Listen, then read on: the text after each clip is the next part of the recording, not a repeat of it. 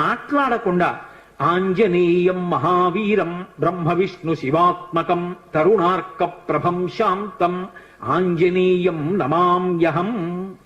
ఈ శ్లోకం చెప్తూ హనుమకి 108 మాటలు ప్రదక్షిణం చేసి వక్కలతో కాని పువ్వులతో కాని అక్షతలతో కాని మాత్రమే లెక్క పెట్టాలి. కాగితం మీద గుచ్చడం పెన్నుతో కొట్టడం అలా చేయకూడదు.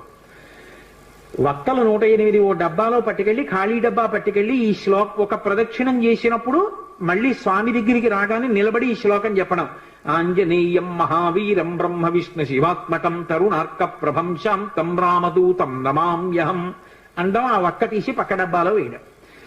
108 ఇందులో వక్కలు అందులోకి వచ్చాయంటే 108 ప్రదక్షిణాలు అయిపోయి మళ్ళీ వక్కల డబ్బా పట్టుకుని ఇంటికి వెళ్ళిపోవడం.